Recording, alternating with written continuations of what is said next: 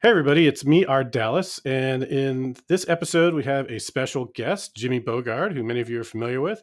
Jimmy is the creator and maintainer of the very popular libraries AutoMapper and MediatR, and he is the originator of vertical slice architecture, which I'm sure we'll touch on some today.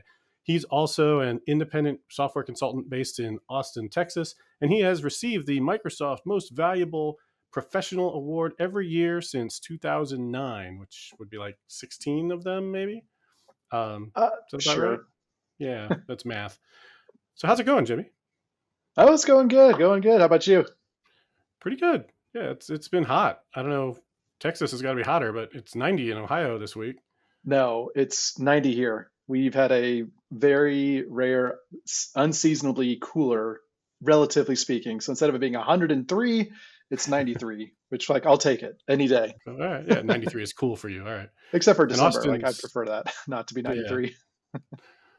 Austin's humid sometimes. I know Houston's real humid. Austin's not so bad. Like people from Arizona would say it's humid here, but it's definitely less humid than where I grew up in Houston. That's Sure. miserable, miserably Yeah, yeah. humid. Yeah. Like Florida levels, just yeah. So recently, you and this year, I guess you've made some announcements that have a lot of people have been interested in. So I thought we'd bring you on the show and talk about that a little bit. So, like I mentioned in your intro, a lot of people know you from MediatR and AutoMapper, which have what hundreds of millions of downloads. You haven't hit a billion yet, have you? No, I Pretty definitely crazy. don't check those every morning before I get out of bed. No, Definitely totally not. No, not. but yeah, they're somewhat popular libraries for the .NET ecosystem, and I know you haven't been able to give them as much attention lately in the past few years as perhaps you would have liked or you used to. Do you want to just tell us, kind of the background of your decision recently to choose to offer those as a commercial product? Yeah, so I announced, I guess about 3 months ago-ish, that I'd came to the decision to do some kind of commercialization with those projects. I didn't really have all the details at the time. I had some thoughts because I before then I had done like 6 months of like thinking and researching and talking to tons of folks about, what they've done and how they've kind of managed it and their transitions and things like that. So it was like, 6 months of talking to people, and then I announced I'm going to do this thing, and then just a couple weeks ago I actually launched the new products. But yeah, both of Awesome, those, congratulations. yeah, thanks. I didn't know how it was going to go because it's kind of a leap of, let's say leap of faith. I had zero faith or zero expectations or anything. Just like, well, let's see how it goes because can't be any like less, can't be any worse than it was before, which were, I guess about 5 years ago, I left a consulting company. I was at Headspring. I'd been in that company for, hold on, I have a Lego thing. They give you this little Lego thing Oh, nice. for each. Yeah, it was a That's really cool cool. idea. So the company's defunct now. They got sold to Accenture, so they don't even exist anymore. But I still love the little Lego men there. So yeah, I worked there for 13 years, and as part of me working there, they kind of graciously sponsored the development of these projects. And for not just these projects, like some folks might know Respawn, which I use for Hmm. integration testing. I actually adopted? No, I took over another open source project that we had used called HTML tags that Hmm. Jeremy Miller had built for some of his stuff, and some other folks. And I was like, well, we use that a lot. You're not maintaining it, so I'll take it over. Right. So a few of those are basically projects that we had used from client to client to client. And we found kind of essential to our kind of like normal stack that we do things. I know you got that stack as well, right? You've got a bunch of projects that you Yeah. have that you use in a lot of your projects. So we have the same thing of like, well, we don't want this code to get stuck inside some clients when it has nothing to do with their core business. We made sure our contract said like, if there's things that you have access to all the code, but we would see something like, oh wait a second, this one we can use in the next client. So let's go redevelop that elsewhere. Like kind of either extract it out or like rewrite it to the side or whatever Right. to build an open source project so we can use on the next one. We'd even fold it back into that existing client so they're not using some bespoke infrastructure that they won't That, maintain. They that don't yeah, want that they're to. stuck with having to maintain. Right. Yeah, so we pull it out and say, well, we're going to take care of maintaining this. And so um, that's what the company encouraged was, they saw it as a value add to their consulting it's a win for the business, it's a win for the client, it's a win for the employee as well, because like it was associated with me as well. Like I took it Right. over. I was the one mainly developing it, going through issues, pull requests, releases. Like it was on me, but the company supported it by paying my salary to do that work. But that Right. came to an end when I left the company. And I didn't really realize that had happened at the time. It was just, oh yeah, I'll definitely keep using and improving and whatever. But that didn't happen. It turns out that when you start your own business, like you just kind of focus on that business. And Right. the open source libraries were not a part of my consulting. Really, I got asked that a couple of times, like, well, can't you, as business ideas or ways to sponsors, can't you between projects work on those? I'm like, not really. Between projects, I work on like getting more Getting projects. getting the next project. Yeah. Yeah, and the Is like libraries are not like no one's asking. No one's asking like, hey, we need consulting on this. It's a very different kind of a library, which is different than right. other sort of projects. Like some are definitely more complex. You would want that kind of consulting, or I don't know, added extra support hours you could purchase to be able to go ask questions, whatever. But Right. I Yeah. just didn't see that as one of the options to like try to keep these libraries going and whatnot. Hey, everybody. Thanks for watching.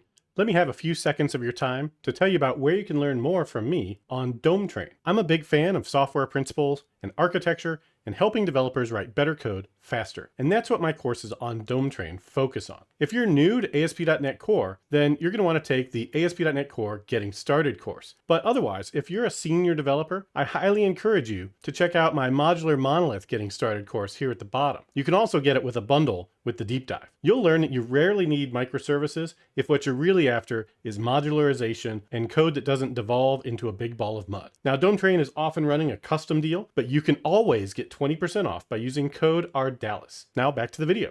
And if there was a market there, you probably would have been having people sending you requests for that, and you never did, right? I have a lot of requests for micro amounts of time. So Yeah. things like GitHub issues, like Right. people don't realize like how much time goes into answering GitHub issues. It's you see it, you try to reproduce it, and suddenly it's like an hour and a half later, like, oh, Right. Right. I whoops. just did that today. Yeah, that was my lunch Yep, instead of eating yep, lunch. yep, exactly. So it's just the time like that adds up, and without realizing it, I had refocused that extra time into growing my business versus working on those or even upkeeping. I even realized this week I forgot I had muted all notifications for those repositories. Yeah, Like I saw basically you two post weeks about after. that. Yeah, I was like, God, I'm not getting any. Oh, nuts! I had turned all of those off because it's just like that wasn't my job. It was not my job to answer GitHub issues. Not my job to do any of that stuff. So just did the minimal sort of upkeep of like maybe pushing out new versions if I broke something. Maybe I'd get around to doing something, but it was just sort of minimal work going on in those libraries in the last like 5 or so years by myself. Right. It's very selfish of you to want to actually work on your own business and not just continually prostrate yourself to the whole community and work for free on these and 80 hours a uh, week. yeah, it's a funny thing because um, those a lot of the development was paid for by the previous company Hmm. that I worked at. So you're like, well, I mean, I did a lot of it in my free time as well, but it Right. was a lot of it spent during during the company time as well. This is kind of a reality for a lot of open source projects that are like used by businesses, not hobby projects. Like I run a Plex server here, right, which is open source as well. Hmm. Run Raspberry Pi as well, and those are like more hobbyist. People enjoy doing those in free time, and Right. um, I've got kids. My free time is like them, not Yeah. open source. So even looking at when I would spend the time doing this, now it was exclusively during working hours that I would do any sort of work on these libraries. My off work hours was laptop closed. Don't no more fiddling around with expression trees and junk and source generators. Like no, no, no. Focus on family and stuff. So Even if you're thinking about it when you're going to sleep or in the shower, it's like, yeah, you got to spend that time with the kids while you can. yeah, yeah, exactly. So I made like yeah, even early in my consulting career was I made the mistake of handing out my phone number to a client not realizing they just call all the time. Like, this is not going to work. I can't have client call me on a Saturday about something they need to be fixed. Like, no, that's Right. boundaries, boundaries. So I set pretty hard boundaries after I had kids of like, no, after hours, close the laptop, don't work on computer stuff, you know, be there for them, that sort of thing. Which then meant like that was my outlet for any extra time with open source too. Is I during the day was focused on business, and I was not going to be focusing on that stuff at night. But Right. so basically, it came to head. Um, I was sort of looking back. It was I think I was going to hit the 5 year mark in January of going independent, and as part of that, I was looking back and realizing like, oh no, as part of going independent and starting my own company, the open source dropped to zero effectively. Right. My when I was at Headspring, it was up to like 100 and something engineers at before it sold to Accenture. So that was a lot of projects, a lot of clients and customers that I would I would use to be able to improve things. But once I'm independent, I'm working on like 2 or 3 projects at a time. Maybe they use those libraries. Very often they don't. And so I Right. didn't even have like a funding client vehicle to say, oh, well, this client wants to fund some feature of AutoMapper. It's more like, this client that I worked with years ago wants to upgrade from ASP.NET to ASP.NET Core. So that was like a year and a half of my life, which I, I've blogged and talked about, but that had like that nothing of that could be folded into the open source. It's just Right. just all my .NET migrations to .NET 6, 7, 8, 9, whatever. Yeah. And maybe like net standard 2 everywhere would have been good, but that ship Yeah. sailed. Yeah, which even that. So I had taken away Net Standard 2.0 support in those libraries just because I didn't feel like trying to support .NET 4x. Just like Right. I'm not getting paid for this. This is not Yeah. my job. I can support like some file new client that comes up, but it's a lot of work to try to maintain that support over years of time. So I Right. didn't. I just took Right. it away. It's Yeah. like nah, And I nah. mean, there are previous versions that did have that support that still work. So like they could still use, a version, but it just isn't the latest version. Yeah, I mean, I did have a couple of clients that were migrating to ASP.NET Core where it would have been nice if I had had support, but even then, I think they don't want to pay for me to go put that back in. Right. They don't want to fund that. They're like, Right. no, we can go to an older one, just kind of ladder over here, get it working, and then I would have compiler directives to say if Net Standard 2 do this, if Net 8 do that. Yeah. In my package references, try to do the same as well. Right. But That it can be just a wasn't a mess. thing. Wasn't Yeah. a thing. No one was paying me to do it, so I didn't. Right. So you had some choices, you had some options. Like you could have just let the status quo be, in which case they slowly wither on the vine because they're not getting any love or updates or things. And there are other packages that are out there, or you could have done a number of other things. I know you described in your blog, but you Hmm. you chose a model of licensing, and I know you put a lot of thought into that. So do you want to talk a little bit about like how you decided that it made sense to try and offer these to folks in a licensed manner? Hey, everybody. Thanks for watching. But real quick, I need to share something with you that I think a lot of you will enjoy. For the past couple of years, Nimble Pros, the company I co founded, has been building out its course catalog. Veteran trainer Sarah Saduki Dukevich and I, but mostly Saduki, have recorded a bunch of great courses, and she has just released the latest course on working with architecture decision records, or ADRs. Prior to that, she wrote a comprehensive course on .NET Identity that anyone building and securing apps that require logins, which is probably most of you, should probably check out. You can get 20% off any course in our catalog by using Ardalis. Now, back to the video.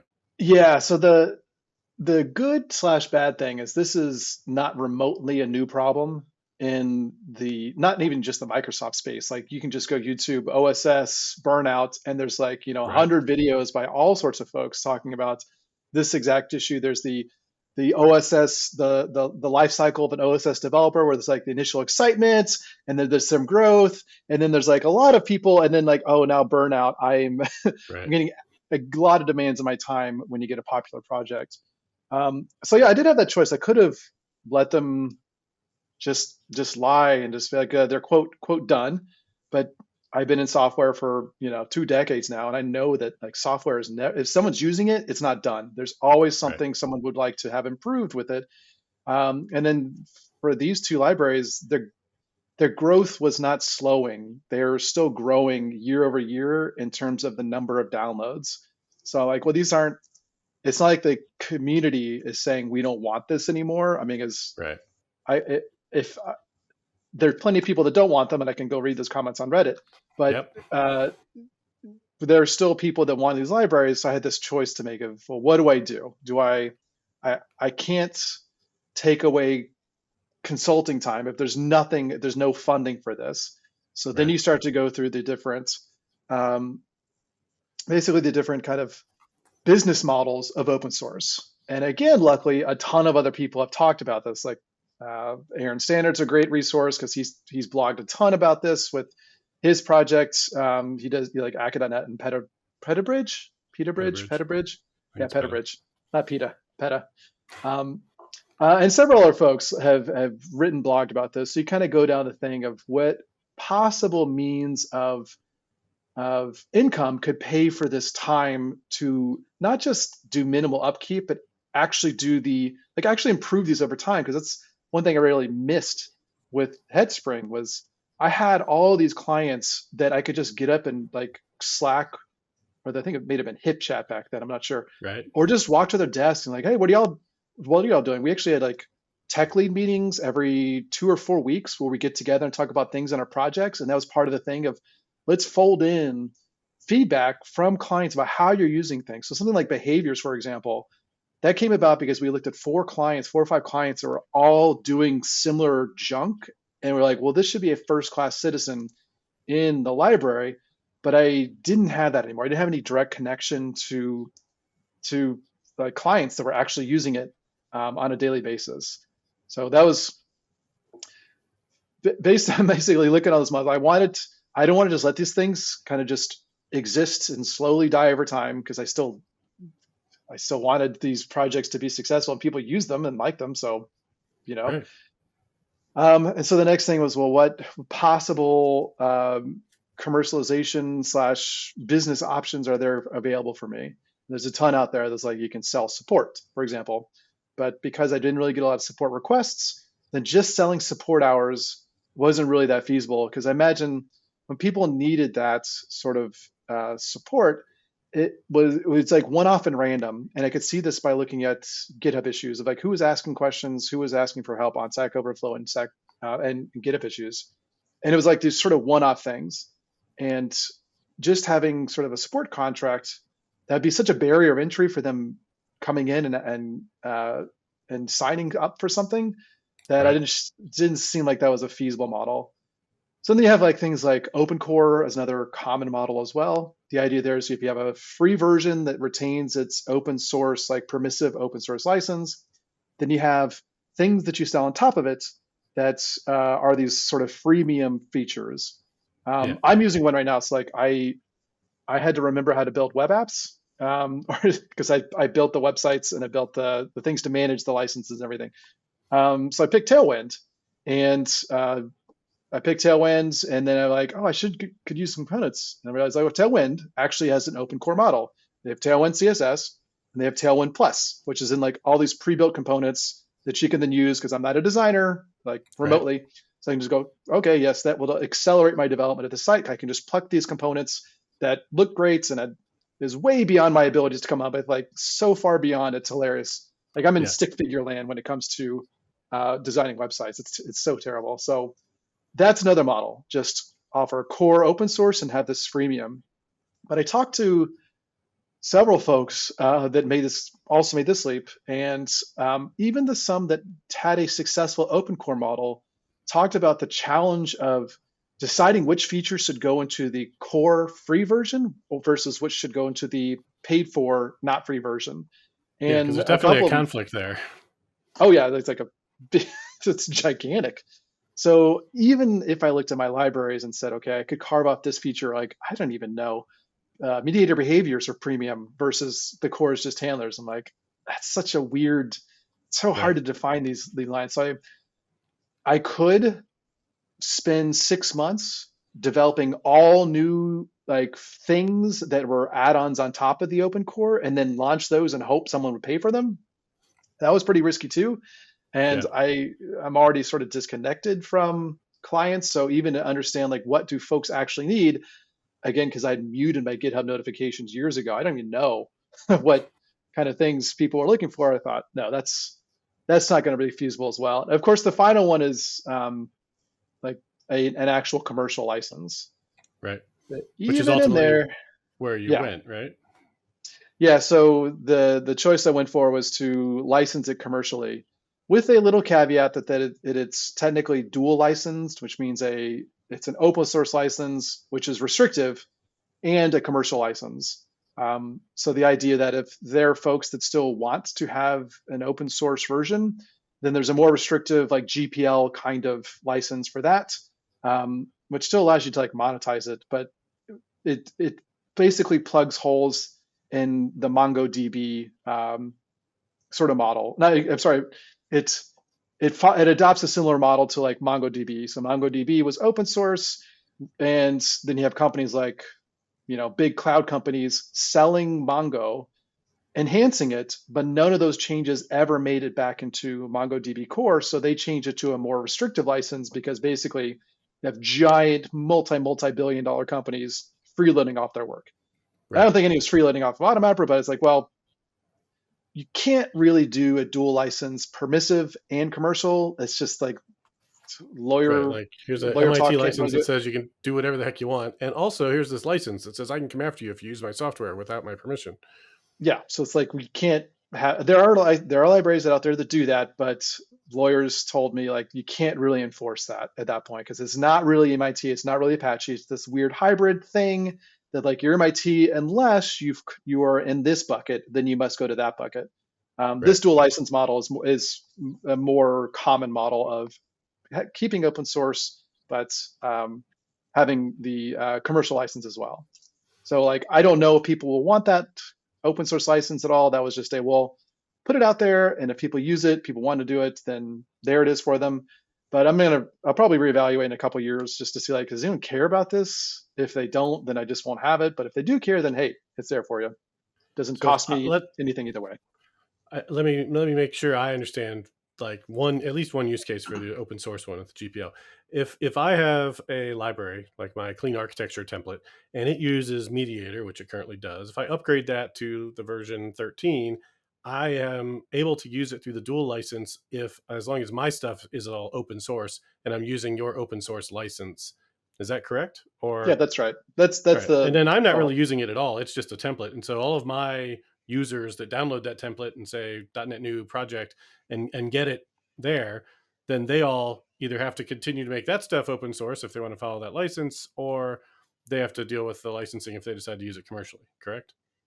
exactly. So they're just bound to those two things. So Hmm. the whole And goal is that like that's pretty yeah, reasonable. I mean, I think. I mean I I would think so because the we Let's can see talk what about Reddit that has to just say. Oh wait.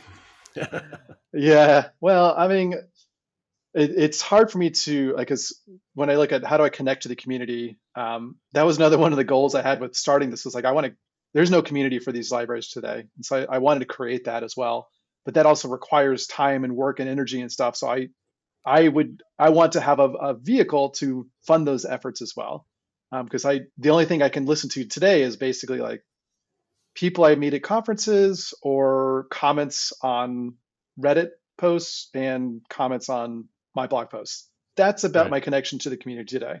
I don't. I want to have a better connection. So that's part of this effort as well, is to create a space for those folks as well. Cool. All right. So in the not open source scenario, what does licensing look like? If I'm a team and I want to use it, you know, uh, maybe I'm in a small company or I'm in a university or maybe I'm at Microsoft. Like, does that matter?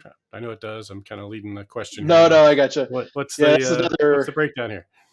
Yeah, this probably is what took me the most time in launching all this was researching licensing schemes and Hmm. then picking one that I liked personally and I thought would resonate well with folks that want to use the library. Because I basically like one of my goals was I didn't want to burden folks too much that are making the switch. Hmm. Like going to like I mean selfishly I want to have the maximum conversion rate possible. but Sure. also selfishly, I don't want to spend all of my time dealing with like ticky tack, you know, license keys and stuff like all these ticky tack sort of things. Right. So a lot of licenses out there are per seat. So that's Yeah. basically every single developer in your team needs a license for the thing, which makes sense for things like IDEs, control libraries. You know, like who. Well, these people are the ones that are developing PDF reports. So those folks need licenses because they're all getting that value all the time. Right. Um, this one's a little harder because it's you're not necessarily using it all the time. You're using it. Well, I mean, I guess MediatR. Honestly, I use it on all the endpoints that I have, so I just like all the Sure. time. But I didn't want to have the administrative overhead of every single time someone comes on board, they have to go remember to do this. And that is one of those things I saw that, well, if I'm a decision maker, a budget decision maker, I remember having to deal with that when I was on teams with individual licenses, and I hated it. I was like, Okay. oh, someone new got onboarded. Yay, we're growing, but now I got to procure like X number of these licenses. So Yeah. oftentimes that's why you have these giant procurement companies and resellers. They can say, well, we'll sell you a pack of 5, and then it's at a discount and all this stuff. So like, I don't want to deal with that. So Yeah. I designed the licensing to be more team organization based rather than individual seats. Okay. And I also wanted to do some kind of scheme that the majority of folks, they don't have to like design a license for smaller businesses and folks that are like either individuals or hobbyists or things like that. So from Mhm. the get-go, I announced licensing. There are a set of folks I said, I don't really want these folks to have to pay because it could be proportionally a large amount of their budget. Where larger Right. companies, it's like a blip on the radar. It's just like a rounding error for other companies. And it's hard to like bucket all of these things together in some, single scheme. So Yeah. basically, I said for a certain set of folks, you'll have a community license that is free. Um, it expires after a year, but you just like go and sign up again and say, give me another license, whatever. And so those are going to be folks like if you're a nonprofit, if with certain caveats, of course, which I forget what they are actually. Like It was a total budget. totally, yeah, it's basically total budget. So it's really like getting some revenue amount. If you're a for-profit company or nonprofit, if you're below a revenue limit, then it's free for you. Unless you want the premium benefits, then you can pay, but it's free for to use. Also free for non-production use. So if you're like pre-production and you're trying to test it out, you don't need to buy a license. You can use community license. Right. You only pay for production use. If you're an individual, for your hobbyist, open source developer, you don't need to pay for a license as well. The community license can work for you. So just a class of folks, I'm like, I'm not trying to charge them. I mean, Hmm. I guess I could try to charge them, but I think that I don't think that that would go very well. So I just picked a revenue limit. It's actually sort of high because I said, I'm going to have some revenue limit that says below this, then you don't have to pay for a license. You can pay for one if you want the premium features, but if you don't have to. Right. And I wound up going with 5 million for that Hmm. in revenue, which most other folks are 1 million. But I talked to a few biz dev folks, and they basically told me like 1 million is if you look at an organization of developers with a annual $1 million budget or revenue, uh, that's not that many developers. Right. It's At least not in you the like U.S. no, not that's the thing. In the U.S., it's not. I mean, I know other countries have different whatever, but this is 1 million U.S. So in other countries that have a lower dev salary, that actually gives you a higher limit of Hmm. number of developers you can actually take on. So Right. well, whatever. I couldn't really. I didn't do a lot of research to say what was a good number, but I thought 1 million slow. And I remember working in Headspring, we went from 1 to 5 million, and that was about 20 developers or like 15 to 20. Make for an engineering company, it's 20 Hmm. developers, and there's like 5 admin folks. Sure. Other companies may be different, but whatever. Hmm. I was like, well, that seems like a reasonable number, 5 million. So that even though that left money on the table, it also meant um, that a lot of folks that are using it today, as their company grows, they're not having to worry about like this cost associated with it. Really, that's once you hit that that threshold of 5 million, you're like a bigger company, and then you're going to have more needs. You're going to Right. want that support option. You're going to want more direct contact. You're going to want all the things that bigger companies want that little smaller companies don't care about as much. Right. No, that makes sense. And I think that is a pretty generous like limit cap compared to, like you said. I mean, so many are at 1 million. Um, that's where it would turn into a commercial pay for license versus a community license. I have no idea if that's a good idea or not. One of the things that I don't have is like any details or data of like who's downloading this. Right. And NuGet that's gives you just a how NuGet number. is. It doesn't give you anything. That's it. Yep. So, I mean, I got this crazy spreadsheet that's trying to reverse engineer into companies. And then if you want to see like, okay, who are companies that are using .NET and what's their company size, then you got to pay like Gartner or something, 10 grand. I'm like, oh, that's that's more than I want to like think about this number. So I just picked a Right. number that was bigger than one. I was like, five is bigger than one. How about Just that? just just ask Chat GPT. It'll tell you something. Sure, Yeah. it'll be accurate. Yeah. So from there, then it was like, okay, I'll do based on number of developers on your team using these tools. So again, talking to a ton of folks to see, well, what kind of makes sense? What are the multipliers? And I wanted to make sure that as you grow, I wasn't like penalizing you for growing either. So like it should be cheaper the more developers you have. So for like 1 to 10 developers, it was like I think I targeted $50 a month for the whole team. This is not per developer. It's only team-based Right. pricing, Right. which for 10 developers averages $5 a developer per month, which Per is I month. think, Yeah. It's a cup of coffee. yeah, a cup of coffee in some cities in the United States. In Right. some cities, it's not even enough for a cup of coffee. Sure. So that was the idea. It's like, well, if you, it, as you add developers to your team, as your company grows, you don't have to keep coming back to say, oh, I need another per seat license. It's able to get you to that. So I did some research, and basically like 1 to 10 is like one good bucket. Then the next bucket is like, so let's say standard, professional, enterprise. Then enterprise is 11 to 50, which is about what I saw like larger organizations have under a single kind of budget decision maker, is like Right. about 50 is under like the next level budget decision maker. And from there, it's more of like, screw it. There's just infinity developers, unlimited developers. You can buy one for the whole enterprise. And there's like just kind of a multiplier, like it's 1x, 3x, 8x is about what I saw for what other people did for these kinds of multipliers. So for a large Sure. organization with 1,000 developers using it, I don't know if that's actually the case, but just spitballing here, then you would You're pay less per head than right. the lower. So it's trying to have sort of a graduated model in that case. Also, Yeah. enterprise folks also want like enterprise procurement, which takes tons of time, and so they're also kind of paying for that as well. As if I got to fill out your weird spreadsheet, then Right. you also it's just, they're just used to this sort of thing. So Yeah. It's weird how when you become a big company, it's harder for you to just run a credit card. yeah, yeah. So suddenly But it's I like, do oh, have we'll that pay you though. net 60 after you fill out our paperwork and sign into our special portal for how you get paid. Like, no, just send me a check, or go send me an ACH to my bank account, or here's my credit card page. Like, what do you think this is? We're not getting married.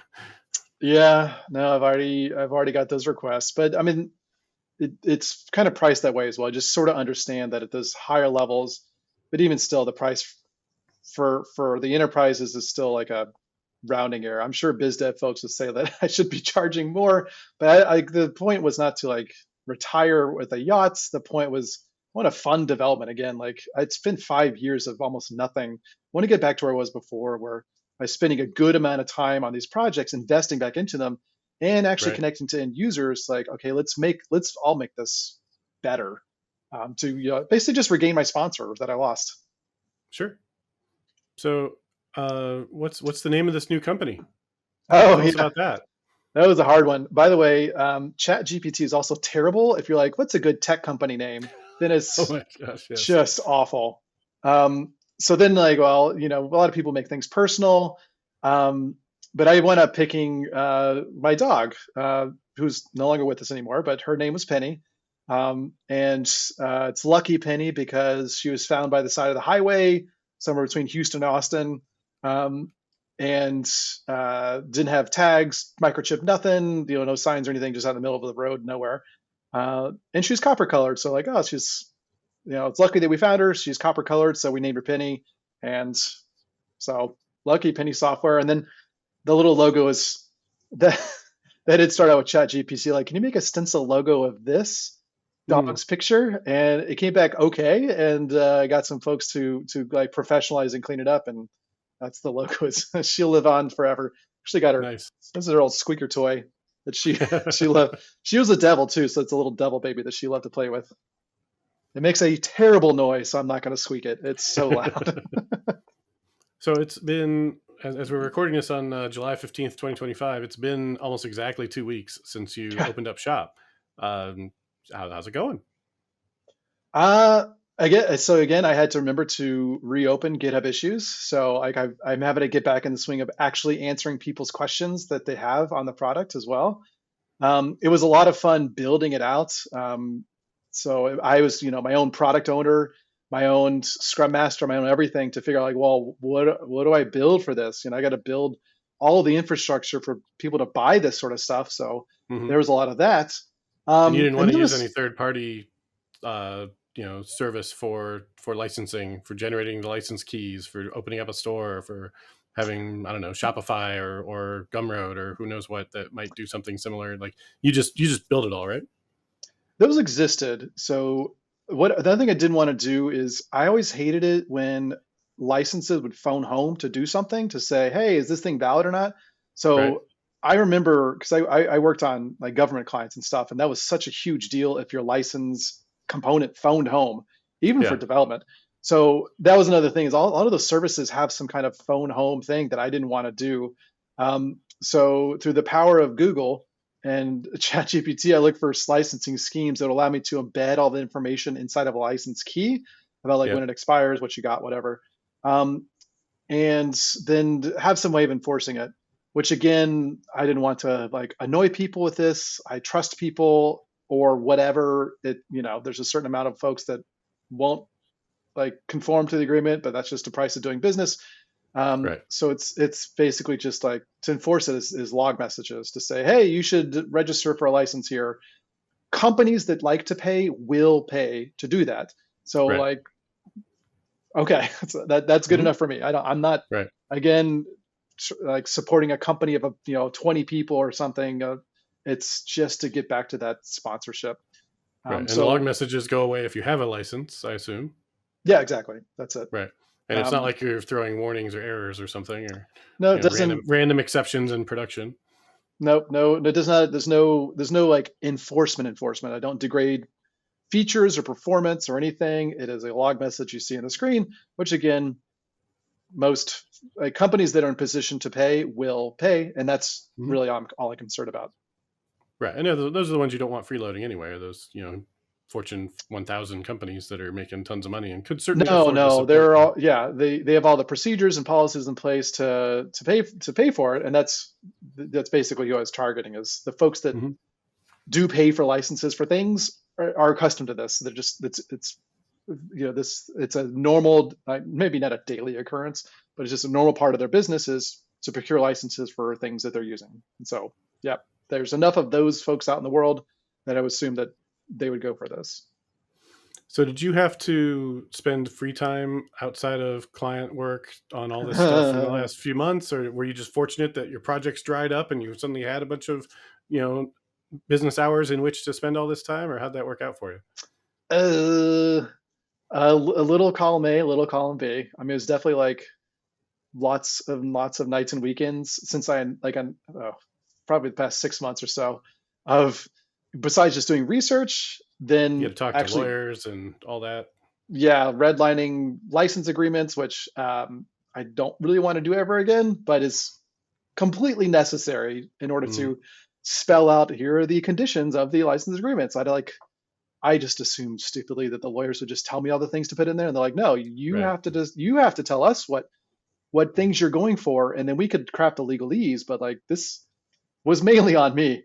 Right. Um, Right. So It's kind of like if we have a client that comes to us and they're like, "Well, I thought you would just build it if I told you the idea." I'm like, no, no, you have to tell us the thing we're building.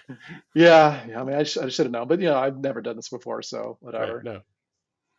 But yeah, so it was a whole process to get that going. I had to pick, yeah, even had to fulfill the license and the subscriptions. I wound up going with a reseller called Paddle, who Hmm. does, they're like, they also provide a The merchant of merchant of record. records Yeah. so that like, I knew that I had users worldwide. And so they manage all that. They manage all the taxes, all the like region, state specific, all that stuff.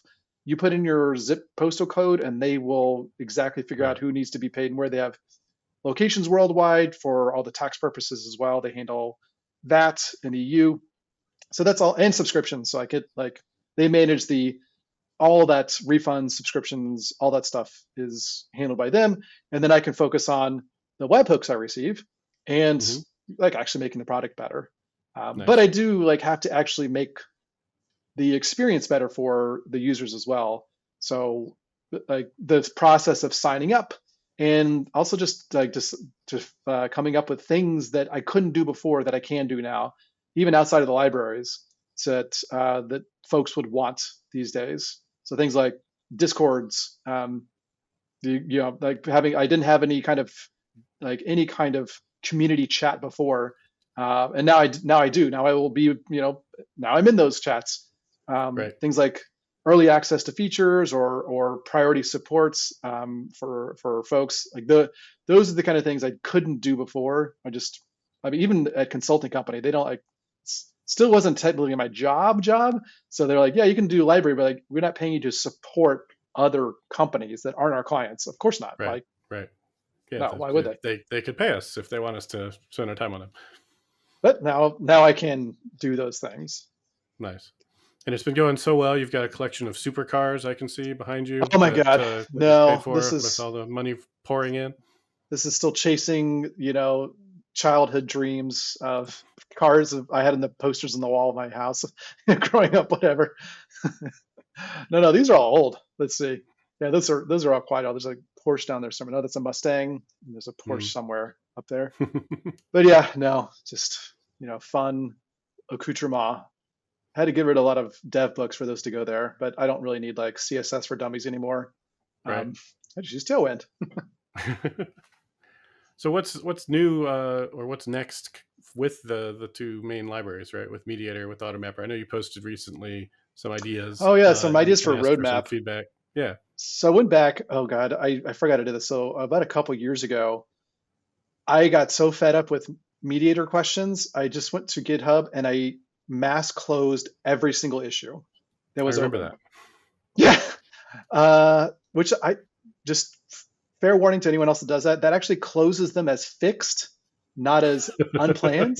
And so all these folks like, oh great, what release is this in? I'm like, oh, nothing. I'm just not going to do them. So I went back through and looked through like, well, what have people been asking for in the past? Because I just was not remotely paying attention to those before. Um, and so just even to release, I knew that I would want to put something up besides like, hey, now this needs a license key. And so I went back and remembered like, well, when I was doing migrations, I really needed net standard support, like proper net4x support to be able to make that migration possible or much, Right. much easier at least. So I had to go spend time like ripping out all of the C# 13 features that you can't use in net standard, doing some conditional compilations back end because like async enumerables don't aren't in net standard 2, I don't think. I So don't there's think some so. things like, well, okay, I got to go back and like make it work for net standard 2.0 so that this is possible. So that was just release day, launch days. Like I want to put that back in. I want to make sure that's supported going forward. But then past that was going back and looking and saying, well, how have I been using these libraries that if I had more time, I would start to put that support in there for? And what have other people asked for? And just looking at like, people that switch to other libraries, why are they switching that I could just do in my library? So like AutoMapper, for Hmm. example, because it uses expression tree compilation, which is very fast, running the expression tree is very fast, but it's not fun to debug Right. It's very because opaque. it's very opaque, right? You don't have visible access to anything. And now source generators these days are much better than when I saw them, 5 years ago. when they're so limited. I'm like, this doesn't seem like it adds much value at all. But that is now quite popular in like the mapping sphere. So that was one when I looked at like I would love to do a source generator version of AutoMapper that has the AutoMapper philosophy behind it. Because again, AutoMapper wasn't like a weekend project for me. That was directly extracted from client needs and client problems.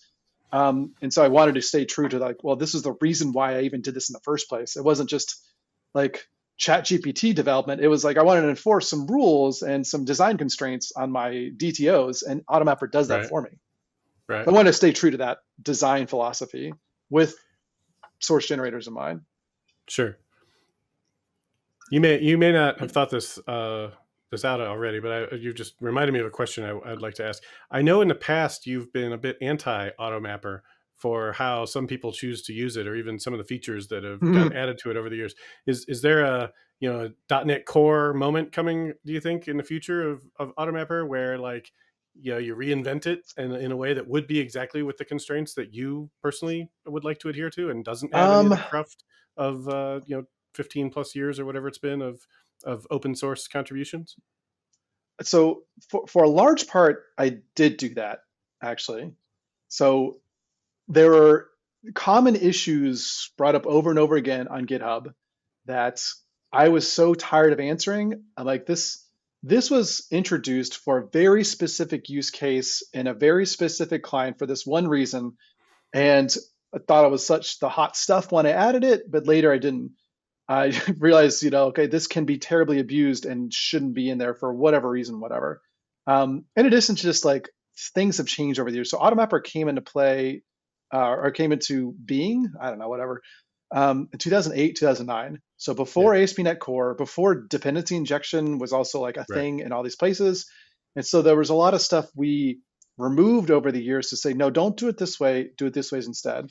Some of that is still like inside of AutoMapper through like there's like sometimes like an internal method, or if Mm-hmm. you cast it to the right interface, the thing shows up. Mm-hmm. But for the most part, I've extracted things out that I don't know what's going on. So early on, I just accepted every PR. Like a person walking down Mm-hmm. the street, this yelled out PR, I'm like, I'll take it. Yep. And just put a bunch of stuff in that, This will save me so much time. or I was just trying to be like a good open source steward. Like, yeah, I accept Yeah. PRs, I accept all of them. Right. Not Right. realizing like the person that drops the PR in my lap is nowhere to They be keep found. They just keep walking, which again, like I always appreciate contributions and appreciate people put in the time, but the reality is it's the maintainer that maintains, not the contributor. So Right. I have to maintain that. So there were things that, oh God, at one point, and I even know the guy that added it was they added iData reader support for AutoMapper. And I was like, oh, that's cool. I'll put it in there. It basically was a early looking version of Dapper. Like you could do Okay. data reader to DTO, boom, there it Right. And goes. it does the mapping Um, right there for you. All right. yeah, that uses IL reflection emit to do so. I didn't understand anything that was going on there, and so at some point I'm like, I can't answer any of these questions. I got an idea, so I extracted that out of the library and put it in a repo, and then anyone that had a significant question, I would like offer them contributor access. Like if you want to fix Uh-huh. this, you're a contributor, and you're a contributor, and you're a contributor. So we did that pretty frequently. From there, we had an extension model that said, in the AutoMapper organization, if you have a cool idea for a different kind of mapping that doesn't really belong in the core, then It's a hey, different package. different package, and Right. you maintain it. So those packages are still there and still maintained and still released. So those folks that do like, there's one that's for expression mapping, one for like very deep bidirectional mapping supports, like based on like mapping of IDs and stuff. I don't do that on my project, so I was like, I don't want to support this. You can though, if you use it. So those are all still there, and so yeah. To answer your Do you, question, like not much I'd remove so because you've we already did mostly that. already been doing that as you went. So that's good. Well, yeah, I Um, learned my lesson. uh, Like, don't do that. do you expect that model to change at all in the commercial world? I mean, your NuGet package Oh, names are the sure. same, so you're still going to have AutoMapper as the core package, but now it's commercial as a version whatever. If I'm shipping AutoMapper dot expression trees or whatever you mentioned, and it works with whatever version of AutoMapper. Like how does that play into the licensing model? Do you see, or Um, ongoing support? well, so there's Because you're a still the maintainer on those other ones too, right? no. Oh, okay. No, I was never the maintainer. I very intentionally would make. I said what I'll do for you is I'll host the repo under this organization, but I am not the maintainer. I see. I created it for you. I even like here's a common GitHub action template that we can use, whatever. But Hmm. I said no, you are the owner of these repositories. I'm not going to answer questions. I'm not going to. I mean, how could I? Like I Right, right. Yeah, you don't even know how that works. don't even Okay, know what the so heck's going so on. to be clear, neither Jimmy nor Lucky Penny has the extensions, contribs, whatever ancillary additional NuGet packages for Mediator and AutoMapper generally. Like these community ones will remain community ones, and to the extent that they keep working, will be up to their maintainers. Yeah, and I haven't done this yet, but there are at attestations I can Hmm. do in my packages just so you can see. I mean, I've already changed the owner or added Hmm. owner, so you can see like AutoMapper is Lucky Penny. And I will also do the thing where I do an attestation, so it's like the package is signed by Lucky Penny as well, so these are the official packages for me. And Hmm. under the, I mean, NuGet supports this. They support package name reservations and prefix reservations. So I reserved like AutoMapper NuGet are my prefixes, but AutoMapper.extensions.star can be anybody. So that's like Hmm. a very much like a, that's not me. That can be anybody. Anyone can create an extension package if they still want to. And that's just something NuGet supports is like, how do we like, identify like well-known packages, whatever. Yeah, I should probably do something with that with my packages because some of them are popular.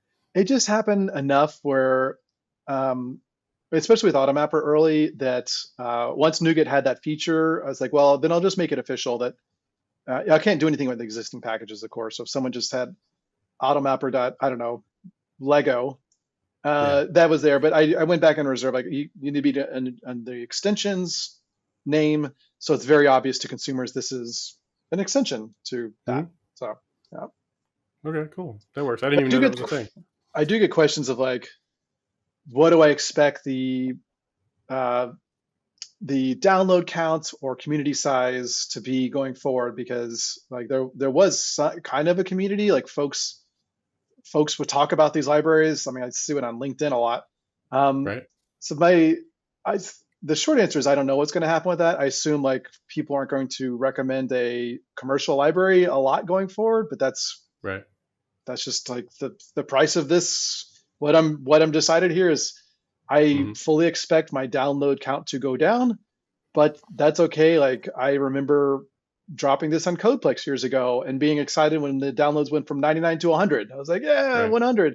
So like the those kind of metrics are like I call them Just vanity metrics. They're vanity. just Yeah. things people like make to like feel good about themselves. Like now I have a focus of like people that actually want to use this because they've signed up for it, and those are the folks I'll be focusing on. It's people like they've opted into using it, um, and now I get to actually improve these libraries and reinvest in them. I didn't have for the last 5 years.